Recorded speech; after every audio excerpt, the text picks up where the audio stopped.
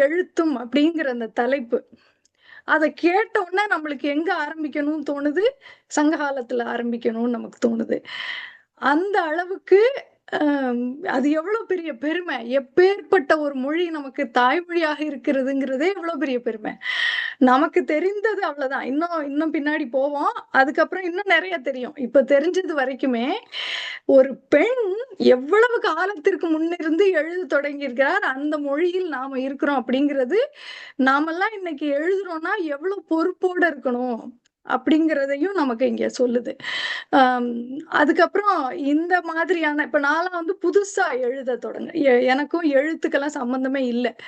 அம் நான் தமிழை படிக்கத் தொடங்கியதே அமெரிக்கா வந்ததுக்கு அப்புறம். அதனால இவ்வளவு வேலைகள் செய்கிற உங்களோடு எ இன்னுமே தத்தி தத்தி நடந்துகிட்டு இருக்க என்னையும் சேர்த்துக்கிட்டதுக்கு முதல்ல நான் நன்றிய சொல்றேன்.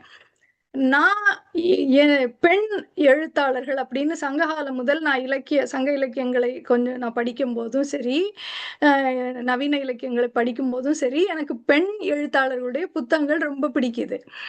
ஏன்? அ என்னுடைய சிந்தனையை மாற்றுது அந்த புத்தகங்கள். எனக்கு தனிப்பட்ட வாழ்க்கையிலயும் சரி, தொழில் சார்ந்த வாழ்க்கையிலயும் சரி, என்னை எப்படி வழி நடத்துது அப்படிங்கிறத பத்தி தான் நான் இங்க பேசவே போறேன். அப்படி வழி நடத்துது. நான் நிறைய மாறியிருக்கேன். ஏன்னா, இந்த இந்த பெண்களை நான் படிக்கிறதுனால. நம் தமிழ் இலக்கியத்தை நம்ம படிக்கிறதுனால. ஆம் இங்க நெறைய பேர் சொல்லிட்டாங்க ஔவையார பத்தி. ஆனா எனக்குன்னு ஒரு சிந்தனை இருக்குல்ல. அதனால திருப்பி நான் சொல்லப் போறேன். அதுவும் முக்கியமா தொண்டைமான் கிட்ட தூது போனது. இந்த தூது போறதுக்கு முன்னாடி ஔவையாருக்கும் அதியமானுக்கும் ஒரு கான்வர்சேஷன் நடக்கும். அதியமான வந்து ஔவையார் அவ்ளோ கொண்டாடுறவங்க தான். "நீ புலி சினந்தால் மான்கள் உயிர் தப்ப முடியுமா?" அப்படின்னு "சிங்கம் போல நடந்து வாரா செல்ல பேராண்டி" அப்படிங்கிற ரேஞ்சுக்கு அவங்க வந்து அவனுடைய வீரத்தை பாராட்டி அத்தனை பாட்டுகள் எழுதியிருக்காங்க. ஆனாலும் போர் எந்த காலத்திலயும் யாருக்கும் நல்லது செய்றதில்ல அப்படிங்கிறது ம் எ ஒரு அது போர் சூழ்ந்த காலம் அப்படின்லாம் ஒரு காலத்த கூட சொல்ல முடியாது போல. எல்லா காலத்திலயும் அது நடந்துகிட்டே தான் இருக்கு. அப்போ "ஏன் போர் செய்ற?" அப்படின்னு கேட்குறாங்க. அப்போ வந்து அதியமான் சொல்றார், "நான் எங்க செய்றேன்? என்னைய விடமாட்டேங்கிறாய்ங்க. வந்துகிட்டே இருக்காய்ங்க. நான் பாதுகாக்கணும்ல, தற்காத்துக் கொள்ளணும்ல. அப்பதான் அதனால போர் செய்ய வேண்டியிருக்கு. சரி நம்ம போய் போர நிறுத்தலாம்ன்னு தான் போறாங்க." அங்க போய் என்ன நடந்துச்சுன்னுலாம் நமக்கு தெரியும். ஆனா, அந்த காரியத்தை அந்த பெண் எவ்வளவு லாவகமாக முடித்து விட்டார். அதுதான் நான் ஔவையார்ட்ட இருந்து கத்துக்கிறேன். அது சட்டையரா இருக்கு. அது கனிமொழி சொன்ன மாரி கரெக்ட். ஆனா ஒரு ஆணினுடைய ஈகோவ தொடாம அவன காரியம் செய்ய விடாம பண்ணணுங்கிறது, ஒரு ஒரு சீரிய ஒரு ஒரு நுணுக்கமான சிந்தனை அது. அவனோட ஈகோவ தொற்றவே கூடாது. "உன்ன மாரி உண்டா? நீ பெரிய ஆளு. நீ உன்ன மாரி உண்டான்னு" வச்சு அவன செய்ய விடாம பண்ணிறணும்.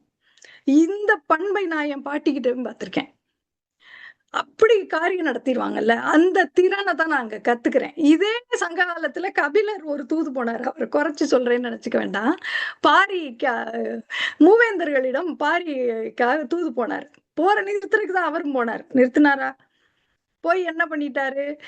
நீங்க 3 பேரும் சேர்ந்து வந்தாலும் அவன் அடிச்சுருவான். அப்படின்னு சொல்லல. அதுக்கும் மேல வேணா நீங்க எல்லாம் பாணர்கள் மாரி வேடமிட்டு கொண்டு போங்க. அவன் நாட்ட எழுதி குடுப்பான். மலைய எழுதி தருவான். அங்க தான் ஈகோ தூண்டி விட்டாரு. எங்கள பார்த்து நீ இப்படி வேஷம் போட்டு சொல்றியாடா? அப்படின்ற மாரி கோவம் வந்துருச்சு அவங்களுக்கு. அந்த இடத்துல எனக்கு ஔவையாருடைய தூது வித்தியாசமா தெரியுது. ஒரு காரியத்தை எப்படி கையாளணும் அப்படிங்கிறத அது நமக்கு சொல்லிக் குடுக்கிறதா நான் நினைக்கிறேன். ஆ அதே மாதிரி எனக்கு சங்க புலவர்கள்ல ரொம்ப பிடிச்சவங்க வெண்ணிக்குயத்தியார். அத விட்டுட்டு வரவே முடியாது.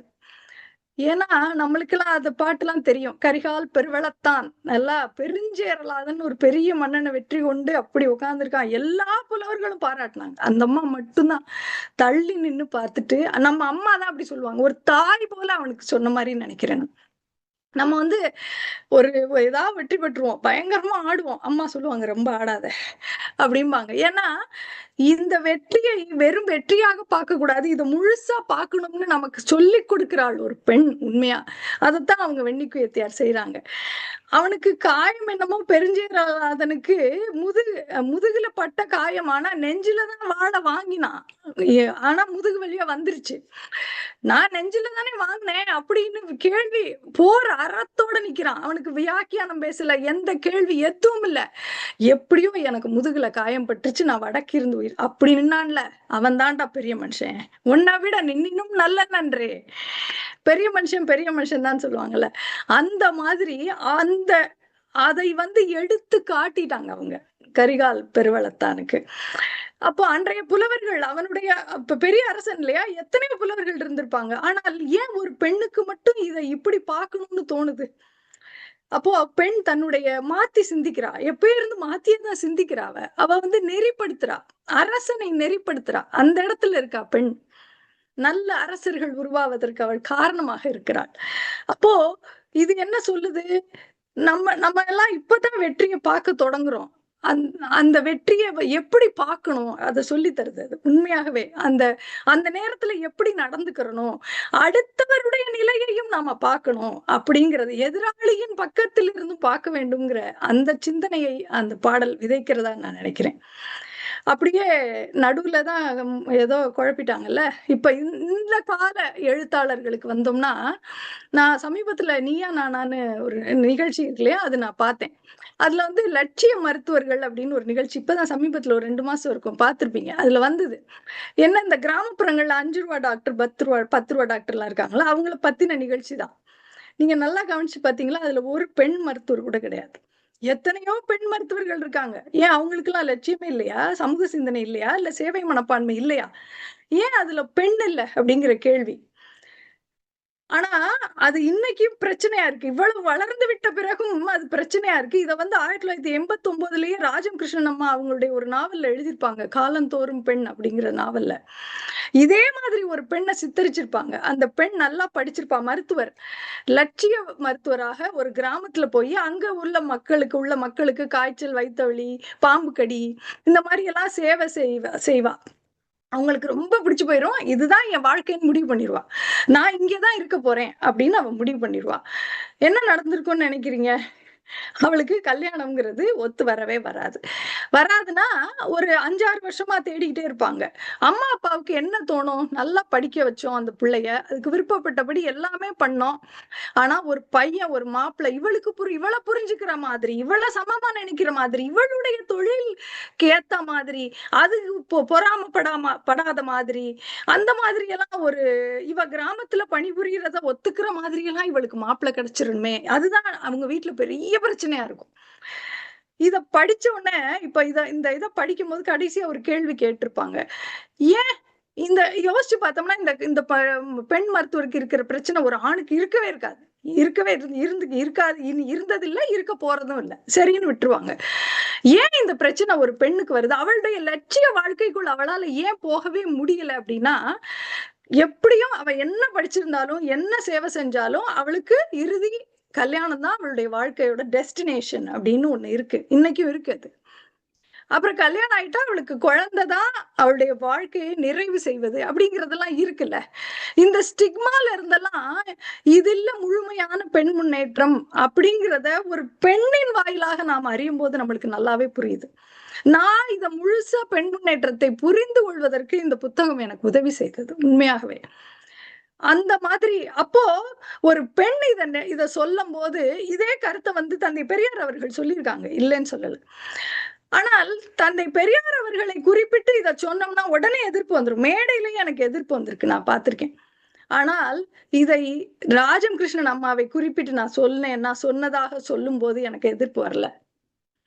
அப்போ ஒரு பெண் மூலமாக இந்த மாதிரியான கருத்துகள் வரும்போது அது சரியாக புரிந்து கொள்ளப்படுகிறதோ அப்படின்னு நான் நினைக்கிறேன். முக்கியமாக பெண்கள் அதை சரியாக உள்வாங்கிக் கொள்கிறார்கள் அப்படின்னு எனக்கு தோணுது. அப்புறம் அப்படியே இப்ப வந்தோம்னா இப்போ சக எழுத்தாளர் அவங்களும் அமெரிக்கால தான் இருக்காங்க. டைரி அப்படிங்கிற ஒரு கதை எழுதியிருக்காங்க. அருள்மொழின்னு பேரு, அவங்க பேரு. சியாட்டில் இருக்காங்கன்னு நினைக்கிறேன். அப்படி ஒரு சமீபத்தில் நான் படித்த ஒரு 2 வருஷத்துக்கு முன்னாடி படிச்சிருக்கேன். அவ்வளவு ஒரு அருமையான புத்தகம். இப்போ நம்ம எல்லாம் நினைக்கிறோம்ல, முன்னேறிட்டோம், அப்படி ஒண்ணும் பிரச்சனை இல்லை அப்படிலாம் சொல்றாங்கல்ல. ஆனா இப்ப கூட குடும்பத்துக்குள்ள, குடும்ப அமைப்புக்குள் பெண்ணுக்கு விரோதமாக என்னென்ன செயல்பாடுகள் நடக்கின்றன, ஒடுக்குமுறைகள் நடக்கின்றன அப்படிங்கிறத பத்தி வரிக்கு வரி அந்த புத்தகத்துல ஒவ்வொரு கதையிலையும் அவங்க எழுதியிருப்பாங்க. அது வந்து அது ரொம்ப ரொம்ப அருமையா இருக்கும். ஒரே ஒரு ஏன்னா இன்னைக்கு ரொம்ப பிரச்சனையா இருக்கிறது என்ன? பெண்ணினுடைய பாதுகாப்பு இல்லையா? ஆ எங்க போனாலும், "நீ ஏன் போன? நீ ஏன் அந்த சட்டை போட்ட? நீ ஏன் அதுக்குள்ள பண்ண? என்ன ஏதுன்னு எதுக்கு எடுத்தாலும் இந்த விக்டிம் பிளேமிங்கிறது ஒண்ணு இருந்துகிட்டே இருக்கு. ஆனால் இந்த ஒரு கதை எழுதி சின்ன கதை. அதுல அந்த பொண்ணு வீட்ல தான் இருப்பா. கணவனை இழந்த பெண். வீட்ல தான் இருப்பா. ஒரு சொந்தக்காரன் வந்து யாரும் இல்லாத நேரத்துல வம்புக்கு வருவான். பலவந்தப்படுத்த வருவான். அவ வெலவெலத்து போயி வெளிய ஓடி வந்துருவா. இவ்வளவுக்கும் அவளுக்கு ஒரு குழந்தை இருக்கும். பொண்ணு ஸ்கூலுக்கு போயிருக்கும். தனியா இருக்கா. அம்மா, அப்பாலாம் இல்ல. இவ தனியா தான் இனிமே வாழணும்னோன, அக்காவும், மச்சானும் ஒரு ஒண்டி குடித்தனத்துல தான் இந்த பிள்ளைய வாழ வச்சுட்டு போவாங்க. அந்த ஒண்டி குடித்தனத்துல ஒரு வயசான அம்மா ஒண்ணு இருக்கும், ஒரு வீட்ல. இந்த தாய் கிழவி மாதிரின்னு வச்சுக்கோங்க. மருதாயி அத்தான் பேர் அது. அது எந்நேரமும் திண்ணையில தான் உட்கார்ந்திருக்கும். ஆனா அன்னைக்குன்னு பார்த்து அது இருக்காது. அவன் வந்துருவான். இவளுக்கு அப்படியே படபடத்து போயிரும். என்ன செய்யறதுன்னு தெரியாம வேகமா அ அக்கா வீட்டுக்கு தான் ஓடுவா. அடுத்த ஊரு. பிள்ளை பள்ளிக்கூடத்துல இருந்து வர்றதுக்குள்ள போயிரலாம் அப்படி. போய் சொன்னா, முதல்ல அப்படியே துள்ளி குதிப்பாரு மச்சான். அதெல்லாம் போய் கேட்டுருவோம். அது எப்படி அவன் அப்படி பண்ணான் ஆய்வும்பாரு. கொஞ்ச நேரம் ஆக ஆக இருப்பா கொஞ்சம் பொறுமையா தான் நம்ம இத கையாளணும். ஆம், இத போய் அவன்ட்ட கேட்டா நாளைக்கு என்னென்னலாம் பின்விளைவுகள் வரும். அப்படிலாம் யோசிச்சுட்டே இருப்பாரு. ஒரு கட்டத்துல சொல்லுவாரு, "இனிமே வந்தான்னா செவுல பார்த்து ஒண்ணு விடு" அப்படிம்பாரு. விட முடியுமா இவளால? விடமாட்டான்னு அவருக்கு நல்லாவே தெரியும். "கொஞ்ச நேரம் இருந்து பாப்பா, பிரச்சனைய நீயே பார்த்துக்கான்னு சொல்றாரு போல" அப்படின்னு அவளுக்கு புரிஞ்சிரும். போயிருவா. திரும்பி வருவா. வந்தப்ப அந்த மருதாயி ஆத்தாவுக்கு தெரிஞ்சிரும். அந்த வயசான கிழவிகள வந்து நம்ம லேசா எடை போட்டுற முடியாது. எல்லாத்தையும் கவனிச்சுருவாங்க. இல்லைனாலும். அது சொல்லும். ஒரு ஒரு வார்த்தை சொல்லும். இவனுங்கள நமக்கு தெரியாதா? கை ஓங்கணும்னா நாம தான் ஓங்கணும். வெள்ளையும் சொல்லையுமா கல்யாணத்துக்கும் கருமாதிக்கும் போயி பந்திக்கு உட்காரத்தான் லாயக்கு. ஒருத்தனும் வரமாட்டான். அப்பனும் வரமாட்டான், சித்தப்பனும் வரமாட்டான், அங்காளி, பங்காளி ஒருத்தனும் வரமாட்டான். உனக்கும் உன் பிள்ளைக்கும் சேர்த்து நீ தான் பாதுகாப்பா இருக்க சொல்லிக் குடுக்கணும் அப்படின்றும். அப்படித்தான் அந்த மாதிரி, இந்த மாதிரி ஆனா நாம் சந்திக்கிற பிரச்சனைகளுக்கான தீர்வுகளை இந்த பெண்கள் எழுதுறாங்கல்ல, இதுதான் இந்த பெண்களுடைய எழுத்துக்களை படிக்க வைக்குது. இதே ரீதியில அமெரிக்க எழுத்தாளர் ஒருத்தருடைய புத்தகமும் எனக்கு ரொம்ப பிடிக்கும். கெயில் எவன்ஸ் அப்படின்னு. அவங்க உளவியல் ரீதியா ஒரு நுணுக்கமான விஷயத்த அவங்க சொல்லுவாங்க. நம்மள காலங்காலமா அடக்கி வச்சிருந்தாங்களா, அதனால நம்ம வந்து இன்னும் மனசளவுல ரொம்ப வீக்கா தான் இருக்கோம். நம்மளால சுயமா முடிவெடுக்கிறதெல்லாம் முடியல. நம்ம நம்ம எடுத்தது தப்பா, சரியா இந்த குழப்பத்துக்குள்ள நம்ம இருந்துகிட்டே தான் இருக்கோம். வேலை இடத்துல நாம எப்படி நடந்துக்கிறோம்? அங்க போய் நாம குடும்ப பிரச்சனைகள, கவலைகளை எல்லாம் நம்ம சொல்றப்போ என்ன ஆகுது? அங்க வந்து முக்கியமா ஆண் நண்பர்கள்ட்ட இதெல்லாம் பகிர்ந்துக்கிறப்போ என்ன ஆகுதுன்னா, இவ நம்ம அம்மா மாதிரி, இவ நம்ம தங்கச்சி மாதிரி அப்படின்னு அவர் வந்து வீட்டு பெண்களோட அவங்க நம்மள கம்பேர் பண்ண தொடங்கிட்டு, நம்மள வீட்டு பெண்கள எப்படி நடத்துவாங்களோ, அதே மாதிரி அதிகாரம் பண்ண தொடங்கிடுறாங்க. அத மட்டும் பண்ணாதீங்க. No personal relationship at work place. It is not good for the successful career அப்படிங்கிற ஒரு செய்திய அவங்க சொல்லிட்டு போய்க்கிட்டே இருப்பாங்க.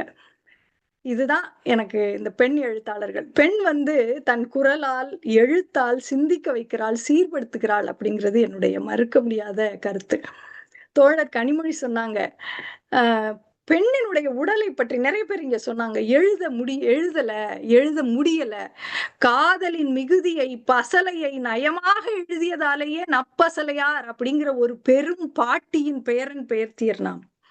இன்னமும் நமக்கான சுதந்திரம் நமக்கு வேண்டும். பெண் சிந்தனை செழிக்க வேண்டும். நன்றி.